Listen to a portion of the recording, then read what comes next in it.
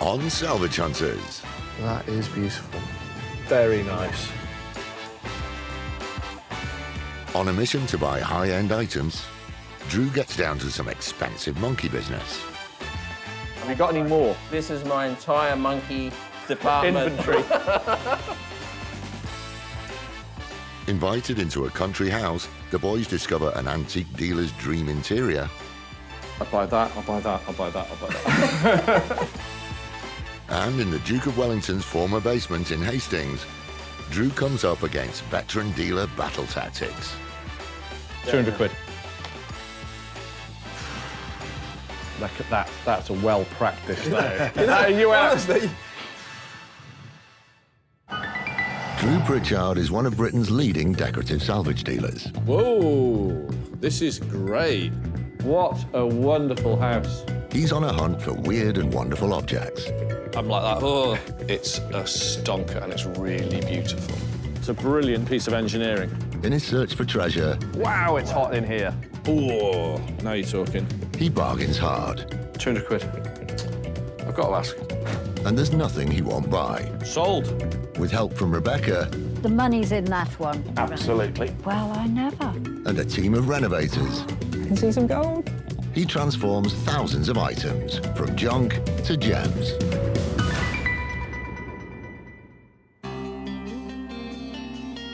Having built an antiques business from scratch, Drew has proven his talent for driving a hard bargain. But there are times when he has no option but to shell out the big bucks. Give you £3,500 for it. That's just amazing. So I buy anything and everything. I bought something yesterday for £25 and it'll hit the website. But also I'll buy things for £2,500, £25,000. If I see a profit in something and I like it, I'm going to buy it. Sometimes we'll buy from tatty old barns, but also sometimes we will buy from high-end antique shops. We do what we need to do to survive. As part of that, I also get to do what I love. And today, Drew may need to dig deep into his wallet as the boys are heading 250 miles southeast to visit a whole string of shops which between them may hold the capital's greatest concentration of fabulous quality antiques. We are now, T, going to the Lily Road. The Lily Road has been known for decades now as one of the places to come and buy antiques, decorative arts, interior decoration, and decorative antiques in London. Do you not buy it here? It goes back to Conway and then comes all the way back down here again. Yes, that's exactly what happens. A lot of people will say, you can't buy in London, there's no profit left in anything, it's all too expensive, blah, blah, blah. It depends, really. I find that there is a huge amount of stock floating around. Some people will take small profits and move on. There's a profit everywhere if you're prepared to work hard. Although the street isn't thought to be named after her, local landmarks celebrate the British actress and socialite Lily Langtry, rumoured to have had clandestine meetings with the future Edward VII in one of the Georgian houses on Lily Road in Fulham, southwest London. In more recent decades, the thriving cluster of antique shops here has been the well-kept secret of interior designers and decorators across the capital.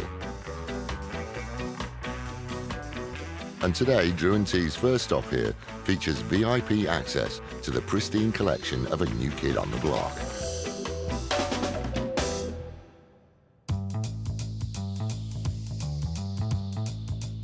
I'm Judd Willows of Willows Antiques and Interiors. We're opening our shop in 2 weeks here on the Lily Road. We thought it would be a great idea to get Drew and T down here as the first customers for our shop before we officially open. My dad was an antique dealer in Australia. I'm continuing on that tradition, and we're aiming for people that are not necessarily die-hard collectors, but people that want a few fabulous pieces around their home.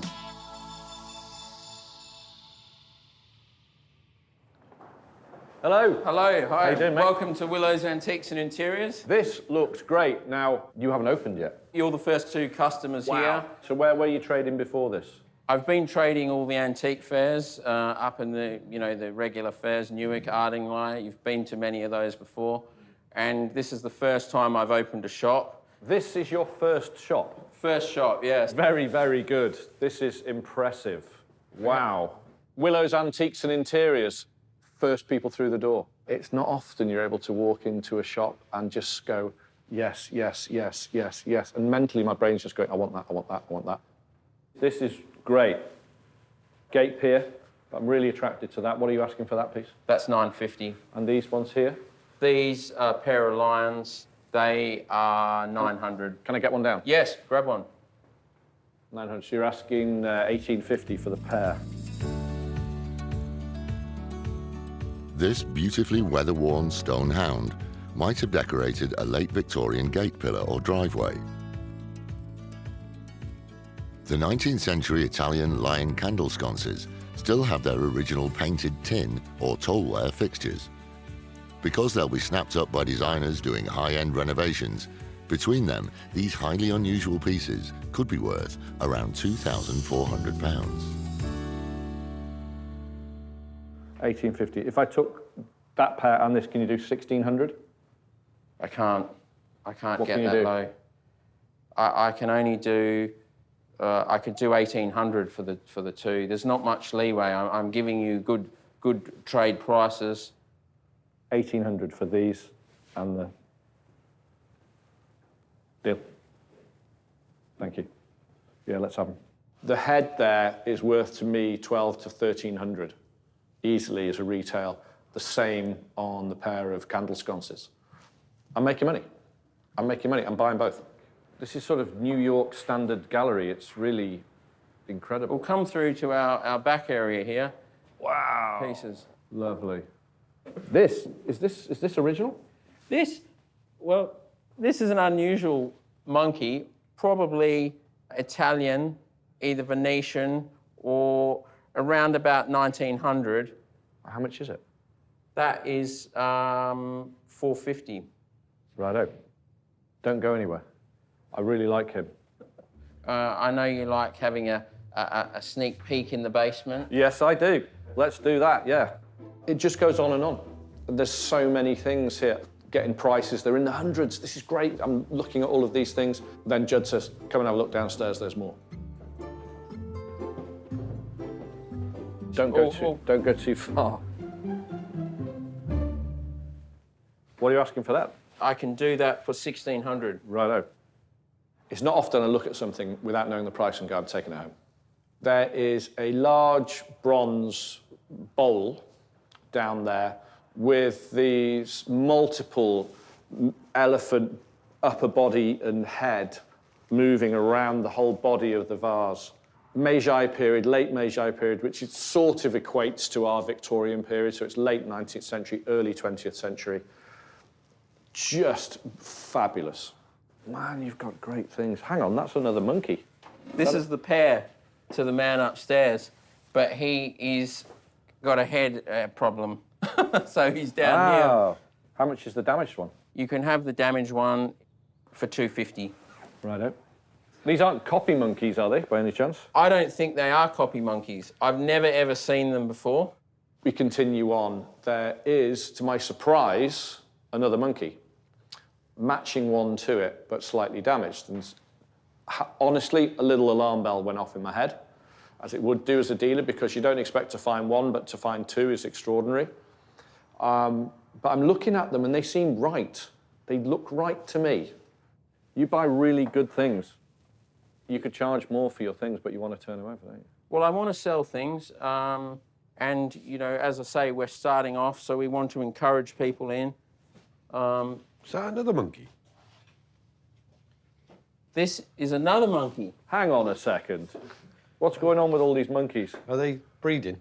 This is the first monkey I bought. It's clearly the same maker. Yeah. This was bought from a well-established private house from a deceased estate that I was invited to. Those other two monkeys were bought from a market in France. But I can only go on. Have you got any more? That's it. Are you sure? This is my entire monkey department. Inventory. Monkey stock. Okay, how much is that monkey? You can have that one for $300. Righto, okay. God, look at these. I like these. I've got them down as grotesques, basically. Probably 1880, 1890. And I love the kind of characterable faces. I can do the pair for 450. Can we take a few things upstairs and put a little pile of things together that I've got potential interest in? But while gathering together items for further consideration, You can have that for 65. Okay. new pieces keep catching Drew's eye. The chinoiserie vase as well. What about these little fellas? 380 the pair. Okay, and these ones here? Those are 1350. Just don't get these opportunities like this. You just have to just go, yeah.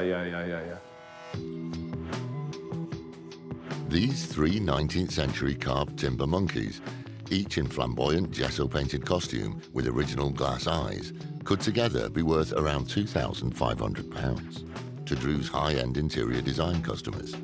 Combined with the late 19th century characterful wooden grotesques, the bronze Japanese elephant-adored jardiniere, and the other pieces, this stunning antiques collection could be worth around £9,300. So this was, I can't remember. Those I can't remember. That was 1,600, I think. This is an out-of-the-ordinary kind of haul, and Drew knows he needs to be ready for an out-of-the-ordinary kind of price tag. So now I've got a little collection going on in my head. I'm going to see if we can get a little bit better price. And when you're presented with this many good things in front of you, you just got to buy them. Okay, so 1,500? I can do 1550 on that. Is that tight? 1550. It came in yesterday. Okay.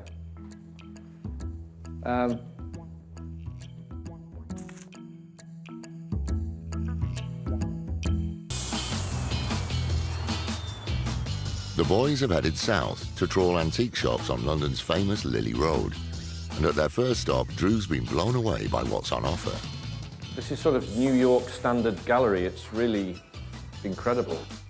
He's ready to spend what he has to clinch a bulk deal on a once-in-a-blue-moon opportunity. 1,500? I can do 1550 on that. Is that tight? 1550. It came in yesterday.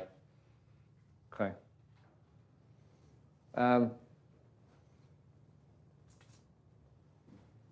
The lamps, how much were those?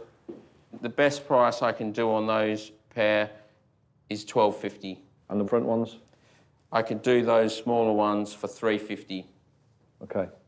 I'll take both pairs of those. I'm going to take that. I'm going to take that. I'm going to take all three of those. Great. I'm going to kick you on these. Can these be 300 quid? They can be 380. Yep. Okay, I'm going to take those as well. I've spent about £7,000 in under an hour. How much was he again? That was 550. Yes to that. But what it's done is it's given me a really nice big lump of stock that will fit beautifully in with all of my others in one place, one hit, straight away. Very rare. Doesn't happen often. Well, thank you very much for coming. Our first two customers here. We're really pleased to have you. Mate, thank you. All right, well, we're going to do the whole road, and then we'll be back. Cheers. Thanks, mate. Thank you. After the morning's eye-watering spend, discipline will be required in the face of Lily Road's many temptations. Hello. Hi, Drew, T. my name's Mark. Mark, nice to meet you. There's a piece that I saw in the front window, this aesthetic movement, sort of bob and turn thing. Yeah, You've it's got one of a there. kind. It's designer made, late 19th century. It's extraordinary in as much as it's different on the two sides. That is odd, isn't it? Yeah, purposely though, if you look at Yeah. it. So I've never had a table like that. What sort of money is it? I'm asking 450. The striking asymmetric construction and delicate poise of this unsigned table suggest the influence of pioneering designer E.M. Godwin, who in the 19th century combined artistic elements from Asia with traditional English crafts. It could be worth around £600. I really like that. What do you say, 4? Can you do 400? Yeah. Deal? Yeah. Thank you. Right, we'll take that. Marvel. So we're going to go and have a spin around the rest of the shops quickly while we're here. We'll come back and sort this one out with you. Yeah, cool. Thank you, mate. Much appreciated. Thank you very much. Thank you. Cheers. See you in a bit. Bye-bye. Next stop on what has so far been a day of fast and furious spending is Woodnut Antiques, run by Piers Woodnut. Hi, T. No, very good to see you. Thank you for having us. Thank you for coming. Very nice in here. I like Thank you very it. much. It's quite Really eclectic. is. I've got quite an It eclectic is. mix. It is. It is. I'm drawn to this chair immediately. Yeah, no, it's a lovely hall chair. I just love the shield back with this. That's just lovely, isn't it? That's really nice. Yeah, it's very very crisp. tactile. I mean, it needs a bit of attention. Yeah, but it's got a piece. It's a project, isn't it? Dating from the 1820s, when heraldic decoration, suggesting a coat of arms, was the height of fashion, the back of this mahogany chair is shield-shaped, carved with scrolls and feathers. Once the minor repairs have been completed, it could be worth around £400. What are you asking for this restoration project? Single chair, so- one was once a pair. 300 fine British pounds. No, come on, really. Stop joking, come on. The very best would be 250. Okay, all right. I've got to have it, sold. Okay, thank you very much. Yeah. It's a good looking one. Yeah. Yeah. So we cannot come to the Lily Road without coming to see my friends, Camilla and Alix here, and you'll love this. Yeah. The best French antique shop. Okay. Come and have a look.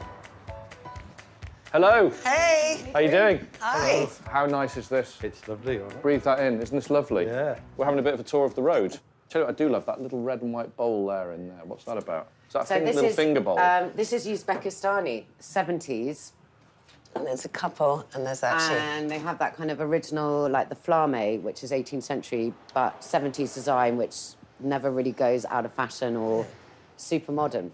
There are actually bigger ones, but they're... How much are they? They can be £20 each. Each? These are really not... I like these. Ta-da! Here's one she made earlier. So these are 20 quid each. This is great value. These are great value. The bigger ones are a little bit more expensive, but not much. I knew that was coming. How much if I buy all the ones I can see? £4.20. 420. Are we going to just leave it at 400 quid and we're done? I think that's fine. Thank you very much. Okay, I'll take all of those. Can you wrap them for me? Yep, I can do that. I'm really good at that. That'll be £5 of wrap. No. It's really nice.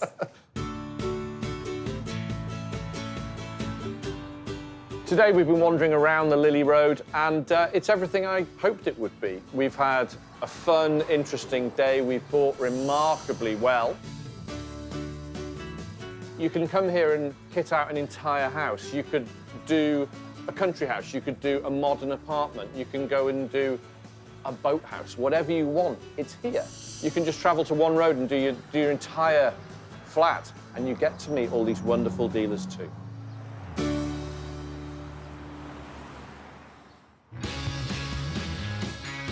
The wallet may be sore from London's blockbuster buys, but today could be another big spending day. Just under 50 miles due south from their Welsh base, near the waters of Llyn Tegid, is an extraordinary private home, to which Drew's had a unique buying invitation.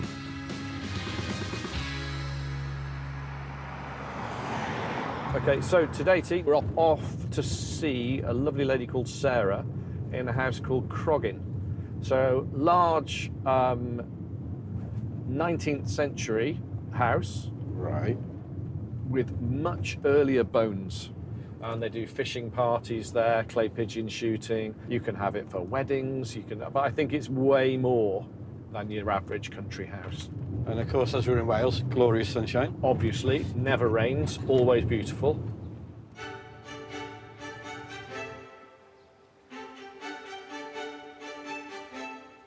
Fed by a river flowing from the slopes of the Snowdonia National Park, Llyn Tegid is Wales's largest natural lake.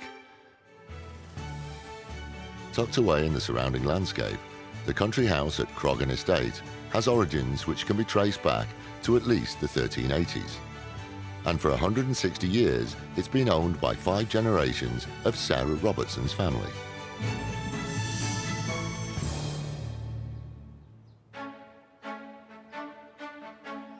The Robertson family bought it in about 1860.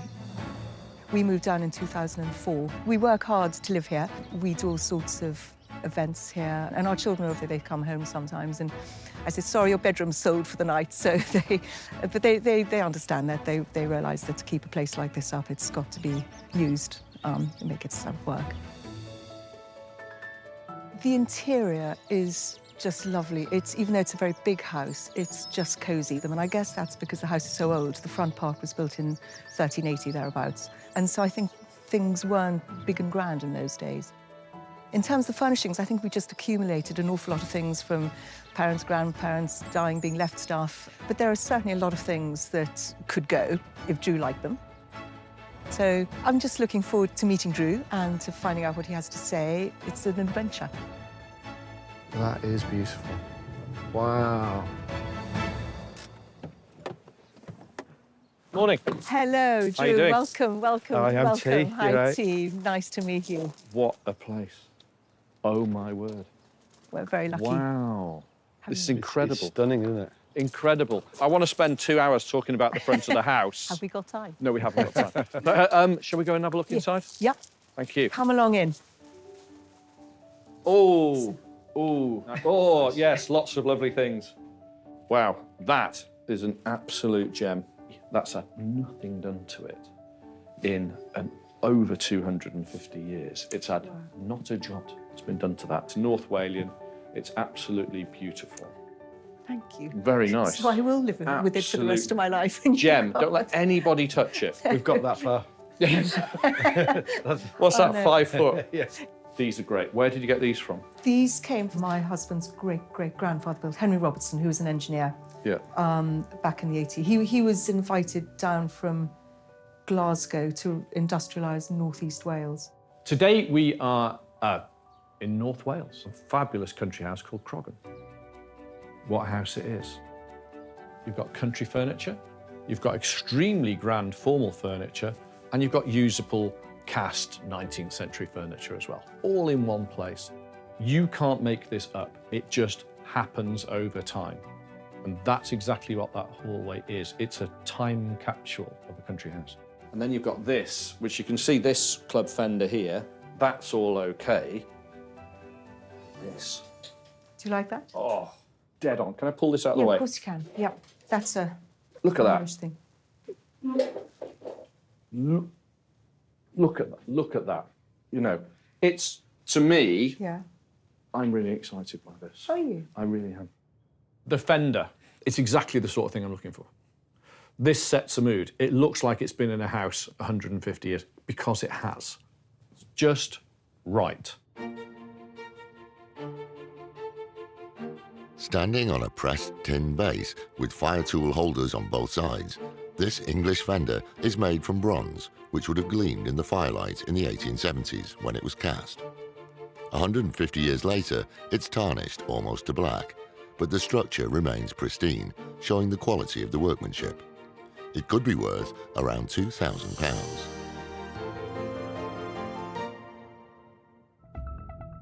I'd give you £1,000 for it Would you? today, yeah. Okay, well, that's very interesting. In North Wales, Drew and T have found an extraordinary early Gothic country house right on their doorstep. I want to spend 2 hours talking about the front of the house. Have we got time? No, we haven't got time. And just inside the door, Drew's discovered a 19th century bronze fireplace fender of stunning quality, which experience tells him is worth spending the big bucks. I'd give you £1,000 for it Would you? today, yeah. Okay, well, that's very interesting. I'll put that back if you need. Deal? Deal. Yeah. Marvellous. Now, let's not mess around. This is something I really want to buy, but it can go anywhere because the quality overawes everything else. It's like saying, if you got a Rolls Royce and parked it in front of a modernist house, it would still look okay, wouldn't it? It's still a Rolls Royce. And that's what I'm talking about here. What about these things? And you've got a pair of them. Yes, we have, yeah. So they're pots for plants. Yes. Looking around the room, in the corner, there's a pair of plant stands. These are Chinese exports, probably Canton. They are 19th century, so they'd be late in that sort of production. Heavily damaged, but charming, right? Faded, chipped. The lacquer's coming off them here, there and everywhere. Paint's coming off them. But there's a pair They're not too big, but they're big enough, and they're unrestored. They're tatty and scruffy, but they'll restore beautifully. They'll look really, really good. I can hear you. Your legs. £700 for this pair. Deal. Done. Paid £700 for the pair. They need some work. If it was one, I wouldn't have bothered. But because there is the pair, it gives that balance to a room, a pair of radiators, a pair of paintings. They all do that same thing. They give that balance. Drew, come along in here. Ooh. Yeah. Oh, lovely. Oh, yeah. What I'm interested in is who was the guy who Gothicked it? So it was Lord Dudley as his hunting lodge originally. In the 1830s. Yeah. This was very forward-thinking. He was looking at what's going on and thinking, I really like the style of this Pugin bloke. Chimney piece, ceilings, doors, architraving, all of the exterior fenestration of the building, everything he's done is in one style. That's brave. He's done this 40 years before it was high fashion. Wow. Yeah. Wow. Yeah, That's wow. extraordinary. They have to think it's extraordinary. Yeah. And it survived. Yeah. And it survived. Can we have a look at some more? Yes. It's of course. fascinating. It's a great little house, isn't it? Well, little house, big house. Right. So, Drew, into an attic. Yep. And there are a number of old carpets. Rugs, rather. Ooh, that was a nice one. Do you like that? That one, yeah. That's a pretty one. These are my sort of nemesis. I'm rubbish at this, but I really like buying them. This is a lot of sunlight's affected this thing. I remember this of old. Where was it? It was in my mother's house in Dorset. Carry on around the house, another storeroom, and there's loads of rugs in there. I'm looking at them and thinking there's a really big rug in there. It's probably 10 foot by 12 foot, just the sort of thing I'm looking for. A big rug in the centre of a room, or a chimney piece, or a good painting, you can build a room around. See, that's really pretty. That's the nicest one. That's it. The oldest and the best one is the big one. Carry on opening them up. So there's 3 rugs, and I'm looking at that one thing, well, it's an odd size, it's not quite a runner, and it's not square, but it's the best colour. And the one underneath it is a really good size, but not a great colour. And then the one underneath that is really, really big and really faded. So you've got to try and think about all of those 3, 4, 10, 15 things, put a price together. The largest of these 3 rugs has the soft coloration and geometric patterning associated with the famous Uşak region of Turkey. Dating from around 1900, it's been faded by exposure to sunlight. The 2 smaller carpets also have some age, but are woven in jewel-like tones which are still vibrant. In total, the trio could be worth around £2,000.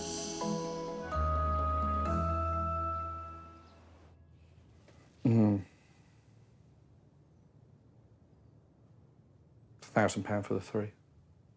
Done. Sold? Yeah. Thank you. Thank you. I may have just paid way too much. Well, that's lovely. I have a mental block with rugs. I've tried and tried and tried to learn about them, and I'm good at this. Usually I pick one thing a year, I study that and I learn about it. And I'm good at that, apart from rugs. Can't get it. But I can see the quality.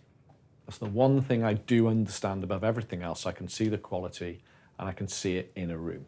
That's enough. Wonderful. All right. Oh, great. Happy? Very happy. Great. All right. Today, my absolute favourite type of day. I got a house call to a fabulous house not too far away from home. Was able to buy some wonderful things, meet the owners, stand around in the sun, look at some architecture that really shouldn't be here, and I'm so glad it is. This is why you get into the business. It's days like today. Buy of the day, being a proper geek, will be the little fender. Right, I have to say, it's just, I'm going to sit and look at it. You know, make myself a nice cup of tea, sit down with a good book, and just spend time learning about it and looking at it. Something really unextraordinary, but to me, it's really quite special. Right then, Yeah, all all in. sorted. All sorted. Thank you very much for today. It was wonderful. Thank Fantastic. you so much for coming. It was a real pleasure. It was a pleasure. It Thank was all you. ours, really. Thanks Safe very much. journey. Right, thank you. Bye-bye. Bye-bye.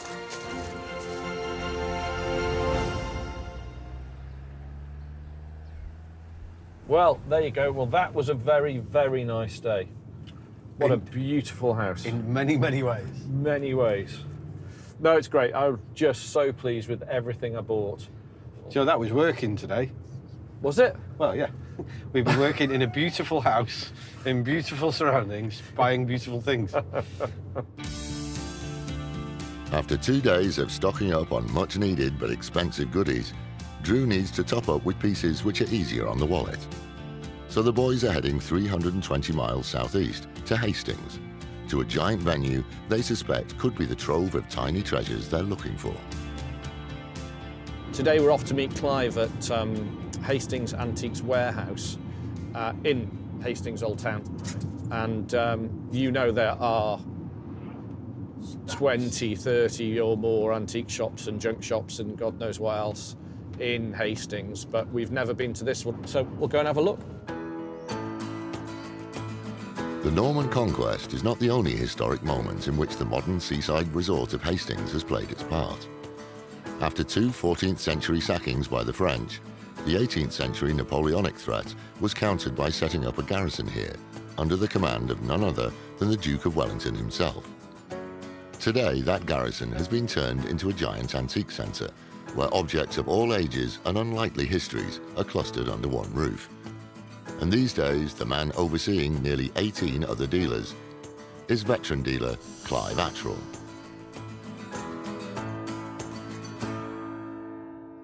I've been doing this business since I was a kid. And basically, it's a bit of a passion, really. I love it. I love buying, I love selling. My dad used to go to the auctions, buy a box for 25p. He'd buy these boxes, take out what he wanted, and I'd have what's left over, like maybe a Second World War tin helmet or something, or gas masks. Now he'd take them to school and sell them for £3 each.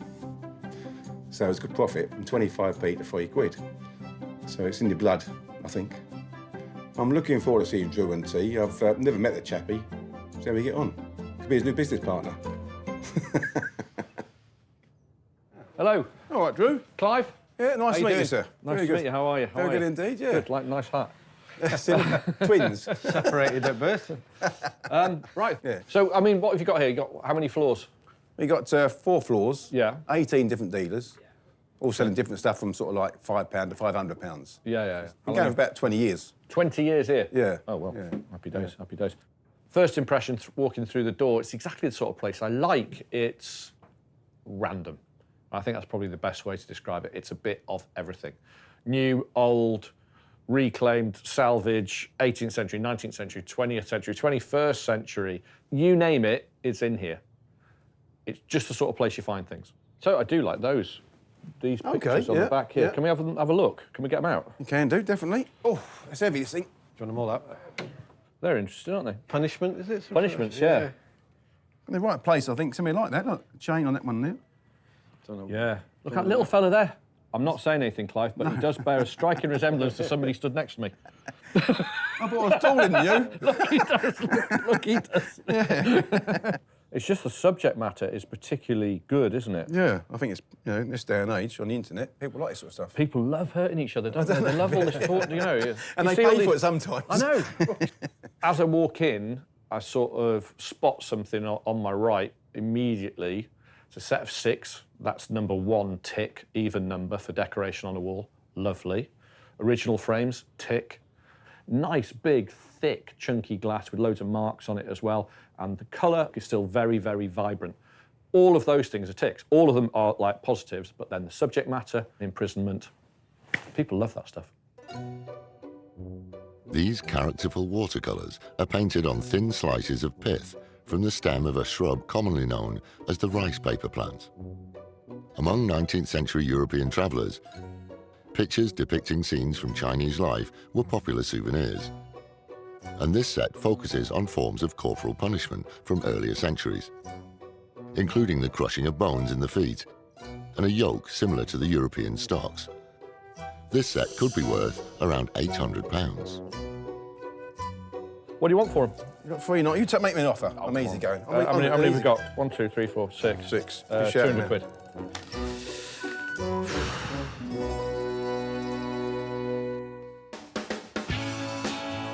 At a mammoth antique centre in Hastings, Drew's discovered a set of 19th century paintings depicting corporal punishment from ancient China, which he knows will be a sure seller.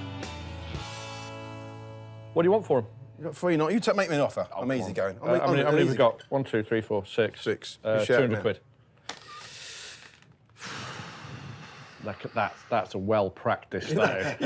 Honestly, you paid what they cost me 200 quid, 2.5. 250. Yeah. For the 6. Okay. Done. Happy days. Love them, yeah. We're off. I like them a lot. So I put them behind the counter for you? Yeah, can do. Or Put them there. I mean, they're great. Price-wise, they're not loads of money. Clive will take a bid. End up at 250 for the 6. Result, rung the bell. These are great. Spread over 4 levels are the wares of 18 different dealers. This is one of my tenants. It's got nice stuff in here, actually. So how did you acquire this place, then? Oh, I bought it about 20 years ago off an old boy. Yeah. An old building, by the way. Yeah. So you got a little killing. Nice colour. Yeah. So how much is that? 95 95. Say something.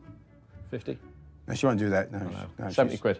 She'll probably take 70. You all right? That's be right, yeah. 70 for that. Right, isn't it? All right. Nice.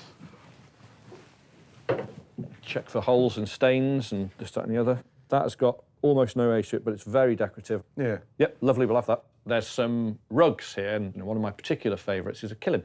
And these are small, quite coarse floor mats, very simplistic, and I just find them very attractive.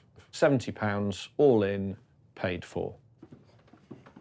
So where are we now? We must be, I mean, now we're 2 levels below the... This is beneath the pavement now. We're actually underground. Wow. And these are stores here from years ago. It's under these arches, under pavement. So what did it used to be then? Was it a house? No. This is like a barracks for the Duke of Wellington. Wow. And I think this is like a storage place for shells and things like that, I think, you know. We're now down, I don't know how many levels, down and down and down you come into this place with Clive. In our business, you have to put yourself in the way of luck. And here today, I have to work hard to see through everything, to see if there's anything with any real meat or anything very authentic amongst everything else. That Persian lamp's quite decorative. That's 1920, isn't it? Yeah, but you can still fix it. Yeah, I know, but you know. Cheap? I know it's a bad word to say, cheap. Affordable, 60 quid. Who stood on that? Probably me, actually, yeah. Yeah, walking around. Not a bad looking thing, though, is it? It's got a Chinese effect, isn't it? It's thicker than the norm. Yeah. Like me. I wasn't saying nothing. This early 20th century floor lamp is in the Oriental style, which became popular in Britain from the 1700s onwards, when a fanciful depiction of China, denoted by dragons, pagodas and fantastical landscapes, became highly influential in interior design. This example will need repairing and rewiring. Once complete, it could be worth around £300. Oh, it's in a right state. 60 quid, I said, didn't I? 20 quid. Yeah, for 50 if you want it. Come on. All right. Really? Don't normally buy jigsaws, Drew. 50 quid, sold. Oh, I said 50. Go on, 50. okay. With a couple of good deals already struck, Clive wants Drew to see his secret stash, a pack to the Rafters warehouse in nearby Rye, not open to the public. Right then. Here, Drew, hang on. Don't go in there like that. Hang What? on. I know you're kidding. In. Hang on. First in. Wow, that's a beast, isn't it? That's a small easel, I call it. How tall was the artist? So next we come to Clive's warehouse, which is full of all sorts of everything. There's some proper antiques in here. I mean, you name it, it's in here. It's the stuff that's coming from house clearances. So it's like the detritus that's left over that you can't sell, you know, that easily. What do? Chuck it in here and try and trade it out when you can. Auction there you somewhere. go. So you've got all sorts of beer then. Get more up there, yeah. Got a lot of pictures. Yeah. Got a few canvases here. Into modern canvases. What about this thing? Look at that one here. No idea. You tell me. God knows. Haven't got a clue. Then who's it by? where it came from, Don't know. what it is. There's a lot of paint involved, though. Yes, God, you can feel the weight on the paint. I feel the weight in the paint. What do you want for it? I don't know, is it a oneer? No. Oh. I know, harsh, aren't I? That is not I very know. nice. What Clive does have a lot of is art of all sorts. And then there is a oil on board, put on with a spatula, not painted. And it's a field scene with a pair of very large trees blowing in the wind. It's Van Gogh, basically. It's his style, and they've completely sort of ripped that off. And this is exactly what I'm looking for. It's something that, amongst all these bits that are worth very little, a gem, a little diamond in the rough, and that is it. It's fabulous. 80 quid then? Go on then. Go on then. Yeah, we'll have it, 75 quid. See? He said 95, I think, didn't he? It's £65, I think it was. They better stick it. I thought what I said now. How much is it? Van Gogh. Van Oh, Gogh. Van Gogh. Lovely fella. Yeah. What we will do with that now is clean it. There's also quite a lot of information to be found on the painting and on the back. And we'll go from there and then we'll value it. But what's it worth? Is it worth 100 quid? Yeah. Is it worth 400 quid? Yeah. Is it worth £2,000? Don't know. We don't know. But it's a great piece of art. I like that. Where's this painted then? Where's that by? No Anna idea. Norwich, 1972. What's this here then? Naivasha. Naivasha. Hammett. Was it New Zealand? Gallery. Cork Street, London. I've never seen this before in my life. 1972. There's another one in there. Mountain scene. Flip it over. It's got the paper label from a very good London gallery on the back, and the maker, and it's dated. It's got it all. It's got its life story on the back of it. Boom. It was good enough for a gallery in central London. It's certainly good enough for me. How much do you want for that? 120. £100? Go on then. Lovely, sold. Right, pictures on the van. On the van. Yes, please. Thank you, Drew. So we've had a really good day today, Hastings and Rye. We've been to the shop, been to the warehouse with Clive. Bought lots of unusual bits. 19th century Japanese torture to rugs to modernist paintings. You know, it's what we do. It's our job. It's what he does, it's what I do. We find things we like, we buy them, we put a little bit of money on them if we can, show them off to their best and sell them down the road. We get in the middle of a deal. Really, really good.